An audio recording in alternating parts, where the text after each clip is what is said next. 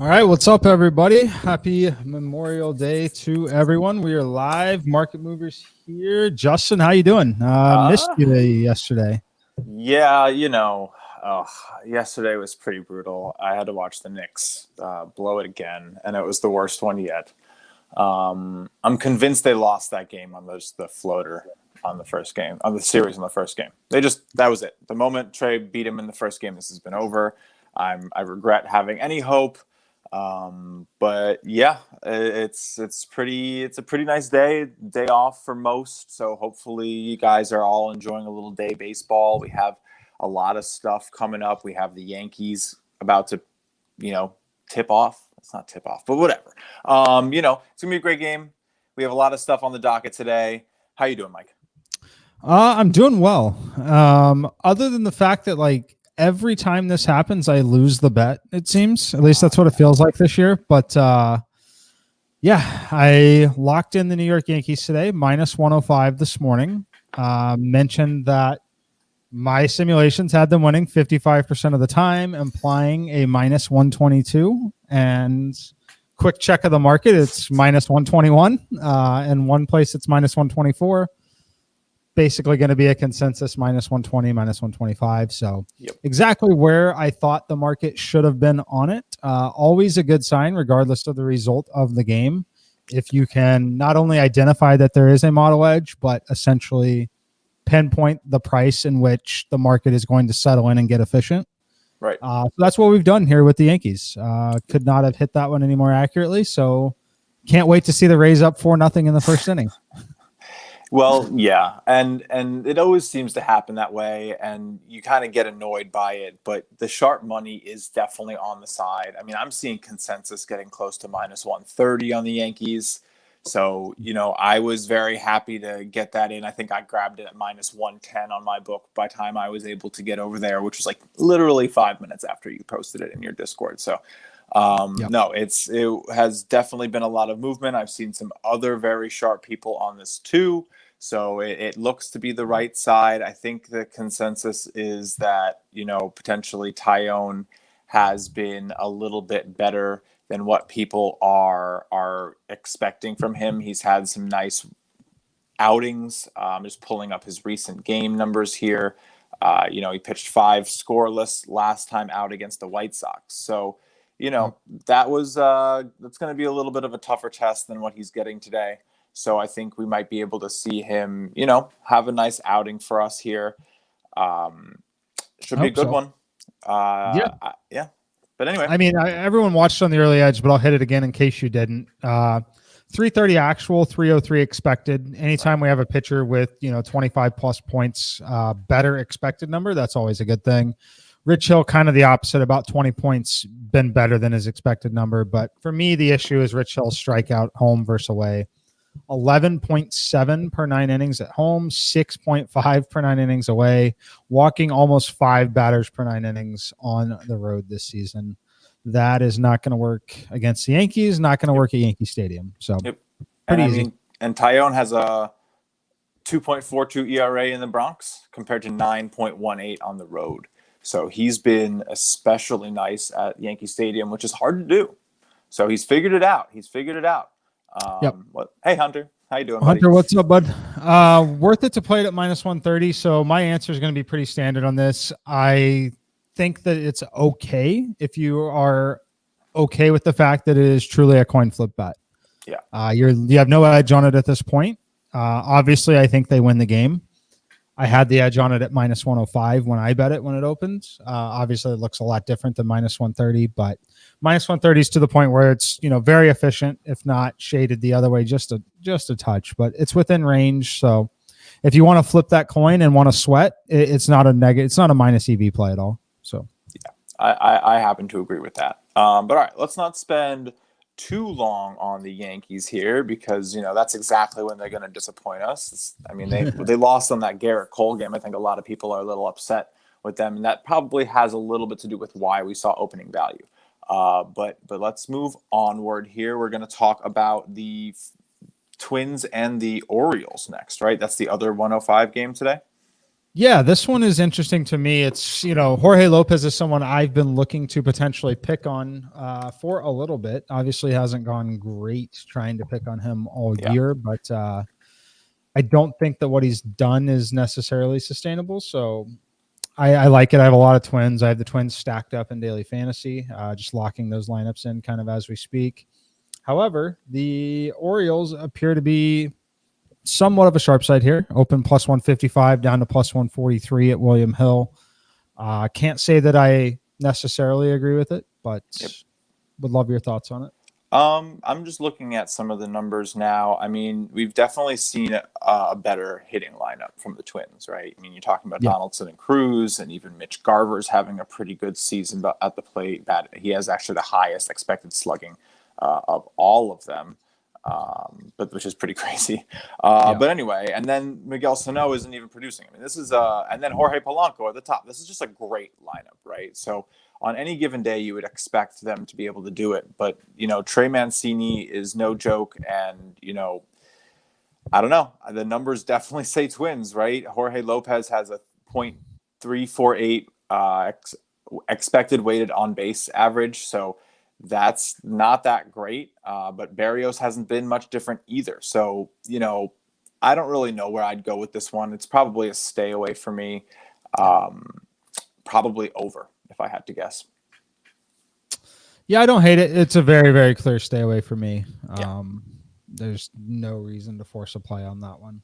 I don't even really see any sharp money on it either. I don't think anyone is really playing this game too much today. I was going to say, I don't think the game has a ton of handle in the market today. Yeah. All right. Next, we have the Cincinnati Reds hosting the Philadelphia Phillies.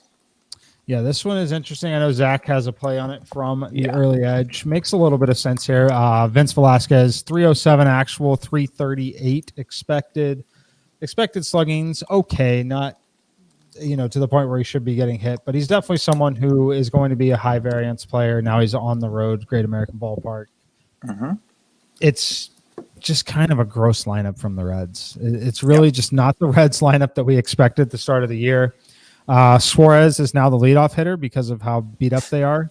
It's Suarez, Naquin, Castellanos, Tyler Stevenson, Max Schrock, Tucker Barnhart, Kyle Farmer. It's a watered down version of a team that should have been a lot better. Plays in a very hitting friendly environment. I mean, if you like the side, I think it's fine personally. Because you're not laying any juice on either side, but overall, I think it's one that I'm happy to get my exposure to it in daily fantasy and kind of move on myself. But interested to see if you have any thoughts. When I hear that line coming from you, I'm interested to get some exposure on it in daily fantasy. That usually makes me think it has an over potential rather than the under. And I think that's why we're seeing the juice on the 8.5 line towards the over. Vince Velasquez, I think, we talk about Zach, he was talking about Velasquez's recent run, which has been a little unsustainable. His hard hit percentage is 47.7. It's ridiculous. His walk rate is 14.4%. So I'm not really loving those things. I mean, he does have an expected batting average of 228 and a K percentage of 29.4. So there's a lot going on with him. But on the other side, Wade Miley has been, pretty spectacular this year. You want to talk about a walk percentage. He's walking 6.1% of batters. So he really doesn't hurt himself too much. Velasquez is more of like hit and miss, right? Like if he doesn't get his stuff right, you're going to sort of tee off on him and you're going to get some big hits, some hard hits. While Wade Miley is a little bit more of like control and precision, and you're not going to just, crush the ball on him as much. He's a little bit more consistent. I definitely lean Reds. I think I did put a small play on Zach's logic and the numbers that I have that support it. And then I definitely lean over. A Great American Ballpark, want to go over. I can look at the weather data quickly. I don't think there's anything too crazy there. Slight wind blowing in, medium air density, not non-significant VMIs. So, yeah, I think this one just gets out of hand in the classic sense. Yep. Could not agree more on that one. Tigers Brewers, we can hit it quickly. It's a ridiculous minus 290 line for the Brewers. Makes a lot of sense. Corbin Burns on the mound against the Tigers. Tyler Alexander, the lefty, on the mound for the Tigers. I don't have a lot of thoughts here. I'm not playing this. I mean, if you want to blindly play the 260 underdog, I have absolutely zero issues with that. It's going to be a profitable strategy long term if you are available to do that all the time. But overall, I have basically zero thoughts on this. Yeah, if anything, take the even heavier line on a first 5. Brewers haven't been giving Burns a lot of run support. I think someone definitely from Sportsline has mentioned that. It has not exactly been what you want to see for your ace. It's sort of like a very Jacob deGrom type case. You just don't get what you want behind this guy who's going to keep the other team to 2 or less. So, if you want to go with like a Detroit Tigers team total under, if you want to go with, just the under, and I think the under's at like 6.5 or something like kind of gross. I can pull it up, but I'm not, 7. So it could get there so easily. I mean, Burns could get pulled and the Tigers could put up 3 and the Brewers have 4. That's so easy in baseball. So I'm not really touching this. I think maybe in a parlay, donkey of the day play type of vibe. But yeah, nothing crazy for me here. Yeah. If you want to play the Brewers and the donkey of the day, that's totally fine. Next one's interesting for me. Padres and the Cubs. Warm day again at Wrigley. Well, relatively warm. Chicago, wind blowing out to dead center. Always a good thing at Wrigley Field. Yeah, minus 139. I think at least that's consensus. Let me pull up what actually William Hill is here. But this one's interesting. Yeah. I can tell you I have a ton of Padre stacks. Interesting. Who's going for the Cubs today? Cole Stewart. Oh, I don't even know who he is. Because he doesn't have a start. Yeah. It's an interesting spot here. So the Padres minus 140 with Paddock on the mound. I think Paddock could, and it's a watered down lineup for the Cubs. Kind of feels like a trap spot for someone wanting to back San Diego at this point, right. But I get it. In a spot like this, I'm very comfortable playing the over. And, it's 9.5 hair. Yeah. So I'm very comfortable with the over, but I think that's the only way I would look to play this game. I don't have a massive edge in it in the simulations, but anytime my sim number is very close to it in a win game like this at Wrigley, I'm more than comfortable taking that coin flip, knowing that it's not a negative EV play. Right. Because more times than not, you're going to end up with 10 runs plus in this game. Yep. I couldn't agree more. How are you going to think that these lineups with the hitters that these teams have that can hit the ball so hard? I mean, the hard hit percentages for these teams combined is ridiculous. You have players over 50% on both sides. Ian Happ has been crushing the ball when he actually hits it, which is pretty crazy. Jock Peterson hits it hard. Pham hits it hard. Machado and Tatis are just monsters. I mean, there's just so much potential for big run scoring innings in the hearts of these lineups. And with, some subpar names on the mound today, I'm not really against that play at all. In fact, I really like it. I actually think I'm going to play it. I had an error in some of my data. I'm looking at it now. Yeah. My median number on this one is actually 10.2. That's pretty crazy. It's already the reason why I didn't have that is because I didn't have Cole Stewart as the pitcher when I first ran this. Ooh. Okay. So what do you think? I mean, Padres are. No, I'm playing it over. I'm adding it to the Sportsline card right now, actually. Okay. You heard it here first.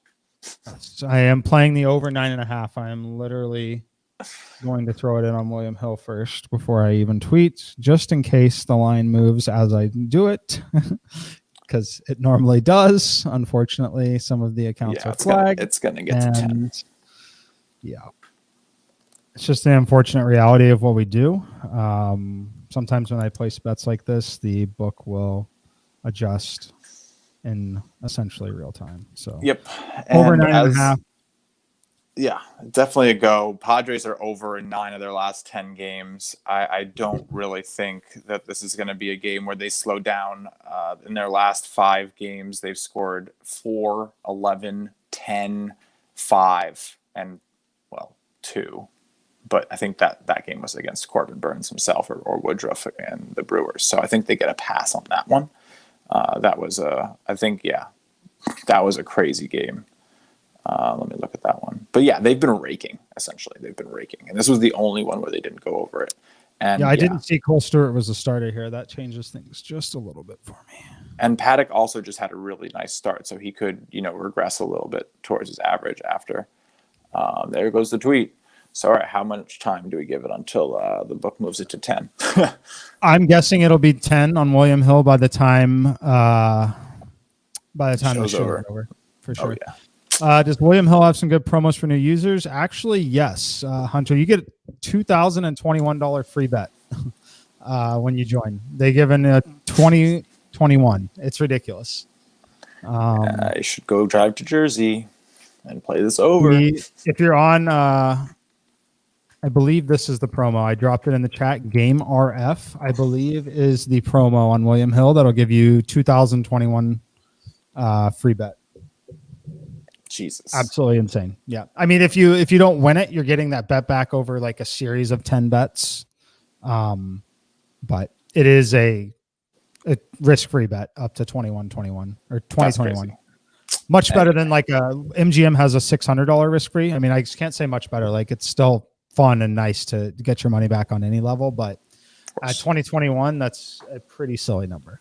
Yeah, that's a lot of money to basically get to take a chance on a bet that, maybe we both believe in today. Who knows? Anyway, right.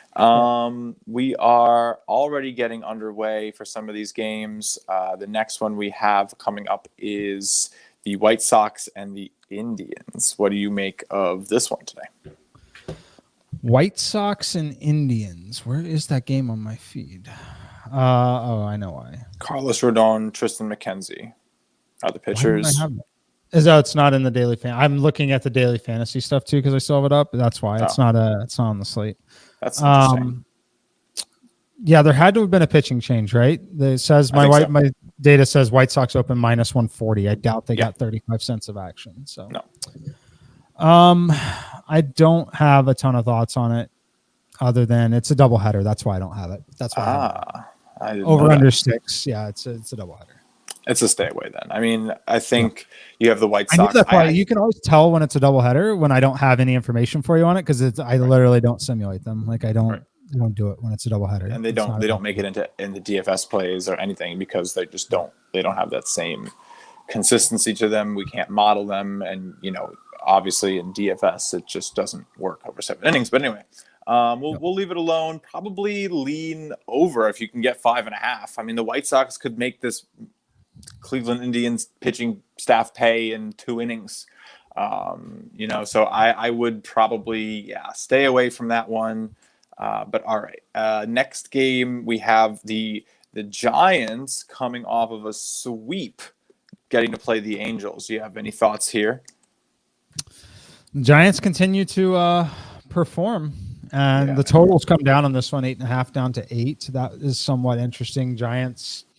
I'm tracking the Angels as a sharp side, but the Giants line is definitely moved in front or in favor of the Giants. I think that if I'm backing Johnny Cueto, I want it to be at home. I want it to be in this overall pitching environment. That's for sure. So I think the other thing to note on this that is significant, and the reason why I like the under, right? I liked it a lot better at 8.5 than I do at 8, but taking this Angels lineup and removing, it's an already watered down lineup, right? Like Ohtani's not in there.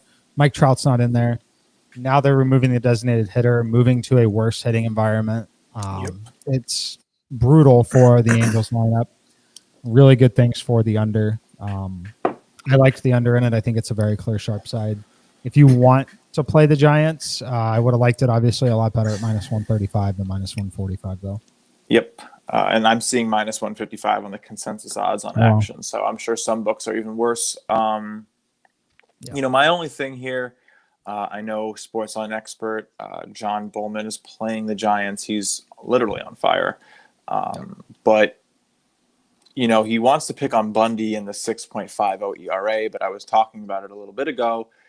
He has a 3.19 expected ERA. His, 3.47 WOBA compared to 2.85 expected. So he's pitching better than his numbers are indicating. But he's getting unlucky. He does normally carry an ERA a little bit higher than is expected, so it is kind of what he does. I don't know, maybe it's how his pitches come off, or maybe something he gives away a little bit as a pitcher in terms of, I don't know, arm action or something. Some of these things aren't totally quantifiable, but, he's not that terrible. So, I think that does have something to do with why the under might be getting played a little bit. He might be able to hold this Giants team down. I definitely am on the Giants, though. I do think that they get this one done. It'll be an interesting one, though. Yeah, I personally lean under on it. Like I said, to back you up and back the comment up on Bundy not being bad. 347 expected, 315 or 347 actual, 315 expected. It's going to make him slightly better than league average pitcher. Yeah. Now you're giving him the league shift and the park shift. Other than the fact that it's a day game and not a night game in San Francisco, it's basically one of the most pitcher friendly environments that he can see all season when you factor in that he's an American League pitcher moving to a National League park without a designated hitter. So if there's a spot to back Bundy, in my opinion, it's probably this. Yeah. Whether it's on the money line or the under, that's kind of up to you. But I would feel a little better about the under than anything in this one. Sounds like a plan to me. Something that I saw in this one. Let me just make sure I have the data in front of me properly. I can't seem to find it. Oh, there it is. LA has a better VMI than the Giants today by about 5.5 to 6 points, I guess is what you call it. But, I don't know how big of a deal that's going to be because I think the Giants have a massive lineup advantage, right?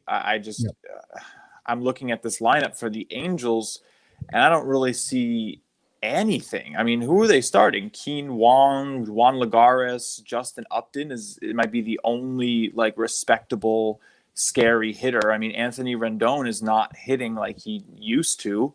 Jose Rojas is playing okay, but none of these guys have expected batting averages over 250, except for Jared Walsh. It's awful. So this could be just an easy run-of-the-mill outing for this Giants pitching staff that has been nothing short of dominant. So, yeah, no, I see this being a 4-2 Giants win. Basically, is what I'm looking at there. Yep.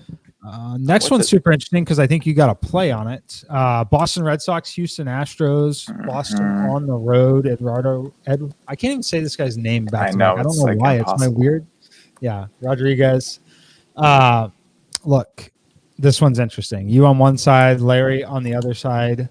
Definitely a watered down version of the Astros lineup. I think you probably, if you've seen it once it came out, you had to be a little happy about it.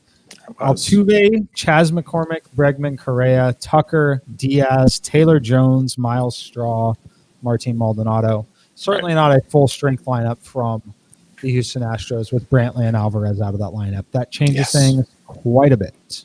Yep. I mean, we're talking Jordan Alvarez has an expected slugging of 490. So I'm pretty happy to get that out of there. It's a big bat. Again, I played this one more from the side of, Eduardo Rodriguez getting unlucky. I think his batting average on balls in play was above 390 for all three of his last starts. He's only had 4 or 5 runs of support in his last 4 starts combined. And this is the Red Sox. This is not like some schlub of a team that shouldn't be putting up runs. And they do put up runs. They've scored 5 or more in 7 of their last 12 games. They score, but they haven't scored for him. and he's been getting unlucky. So we talk a lot about regression, but this is more of a progression, right? This is more of a progression to the mean where you'd expect this to sort of catch up with Rodriguez. I won't bother with the name. But, I'm seeing great stuff. I love all of his numbers. His hard hit percentage is 35%, which is great. His expected batting average is 216. That's incredible. His walk percentage is 5.3. And I'm liking the side. I like the price I got it at.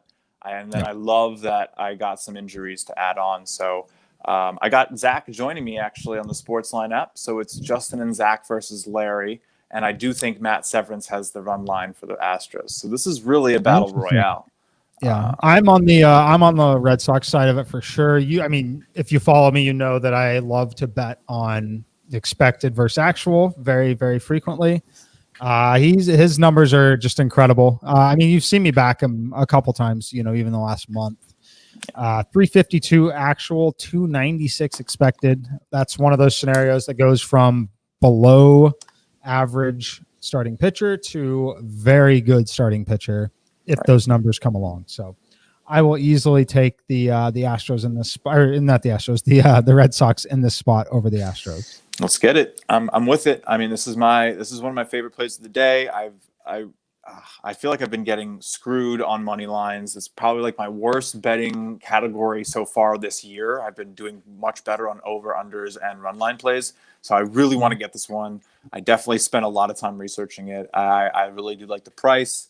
I think the movement has been a little bit towards the Astros. It's pretty similar to where I got it, actually. Yeah. It really nothing's really happening, but it looks like Boston's a sharp side.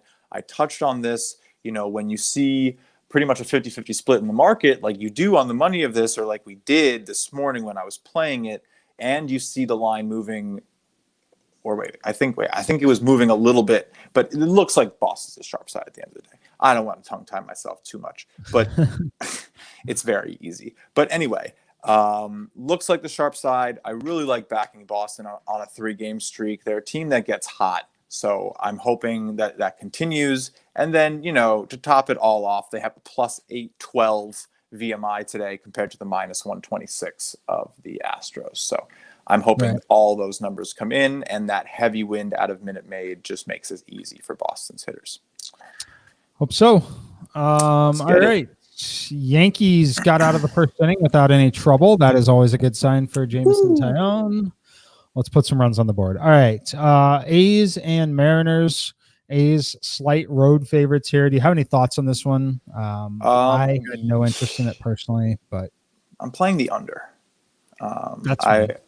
I think that's the way to do it. Logan Gilbert is going to scare a couple people off of the play with a 7.59 ERA, but this kid is young and he is talented, really talented. And I think that, the Mariners know how to pitch young pitching, and they've developed pitchers before. Some great pitching talent has come out of there in the last couple of years. So I'm very excited. I think this is going to be a good spot for him. The Oakland Athletics haven't been pouring runs onto teams, and this is one of the best pitching environments in baseball. It just is. I'm into it. I'm on it. I'm going for the under. I liked it at 8.5. I think it got put on Sportsline at 8 because right in that second it was 8. And I wasn't specific enough, but I do personally have 8.5, and you can get that now. So I really like it. It's going to be hard for this thing to go over it unless the total contrarian side might slap and hit me in the face. But both these teams coming off 4-game series against other in-division rivals that all went under. So you want to hear something depressing?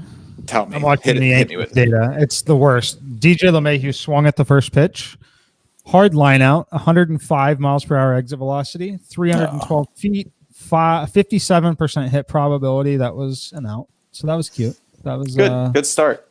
Could have been a double. Great start. And then Giancarlo Stanton strikes out behind him in 3 pitches.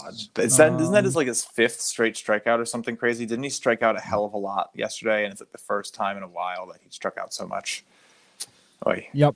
But LeMahieu should have been standing on second. based on the batted ball profile. I'm not actually watching the game, but yeah. And then right. Stanton should have been seeing pitches out of the stretch, right? So like little things just domino effect into like that next at bat. So changes the whole inning. Nationals Braves. I know you got to play here. I like the play. Yeah. Love the Braves whenever they're at the same spot Mm-hmm. in their home environment. So obviously Ozuna's not in the lineup, or maybe ever going to play baseball again. But most likely have seen his last game of his career. So. And I think good the Braves riddance, are all but here. you know, I don't think that's too much of a big deal here. I think we're more talking about park factors. We're talking about the pitching. We're talking about Charlie Morton and Joe Ross, and we're talking about the bullpens for the Braves. We're talking about just, you know, the expected result here being a little bit higher than 8.5. You know, I'm all over this overplay. You know, it's going to be somewhat humid. There's going to be, you know, a slight wind coming in, but I'm not too worried about it, especially with like +9 or 10 VMIs on both sides. I could see this one being like 8-6. Holy shit. Like, what just happened? Sorry. Gio Urshela, 105 miles per hour off the bat, 73% hit probability, out. 2 in the same inning. Jesus. And Judge had a single. No, I know. Yeah, it's brutal. No, so I'm saying like that could have, and that's a 6-pitch inning for Hill. That's ridiculous. But yeah, what an inning. I think that's probably bodes well. I mean, yeah, it's disheartening. Oh, yeah. But if the Yankees can like not get beat down by that fact, I think we see that they could hit Rich Hill out of this park pretty quick. We just got unlucky. But yeah, definitely an interesting one. I'm going to turn that on the second that this ends for us here. But yeah, a couple more games on the slate. We have the Pirates at the Royals. Anything you're seeing there? This was a stay away for me almost completely. Yeah, mostly a stay away. It's in that range of where I think that if you want the action, you can always back the underdog at that point. But, you know, anytime you get a team like, no offense, I love the Royals. I even like Minor, and the Pirates suck. But the Royals, even in their current form, like they should not be approaching -200 favorites against any team in Major League Baseball. They are heavier favorites than the Dodgers today. Yeah. So, yeah, I mean, I have no play on it, no real value even. I mean, there might be some value now on the Pirates with some of the line movement, but not something I feel comfortable about. But if you're someone that likes value plays, I think you can easily back the big underdog here at +170, and that's going to be profitable long term. I think people are seeing Chad Cool, and they're like, oh, God, and let me bet the opposite team. And that's okay. I mean, that's how the market works. The Pirates are 20-32. They haven't won a lot of games. They just dropped a game to the Rockies last night, right? Or yesterday. And it wasn't pretty. So, you know, I'm with it. I think there's probably too much value at +165, +170, depending on how much you're shopping. But yeah, should be a decent like long-term play. Like if you are the type of bettor who's looking for those types of values, like every single day, this is one of those plays that you take. But if it's like, oh, I'm just looking for a winner today, and like I don't bet every single game that has value like that, then stay off. You know, like this is for the bettor that takes that value at every turn, because in the long run it pays off, not at the, oh, like I might win a little extra money today. No. Oh. All right, definitely, 2 more. Definitely agree there. St. Louis and Cardinals and the Dodgers. Now, Cardinals blew like 2 stupid donkey parlays for me yesterday. I'm really pissed at them.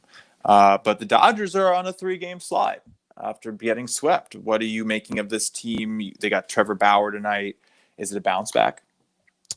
It could be. You know, if you believe in Flaherty, I basically bet on Flaherty getting touched up, you know, in that last start against the White Sox. If you think he can bounce back, it's approaching that same territory where a +170 team with him on the mound is never a bad thing. Mm-hmm. However, I've told you I'm very much in on buying on the Dodgers going forward now that they're healthy with Bellinger.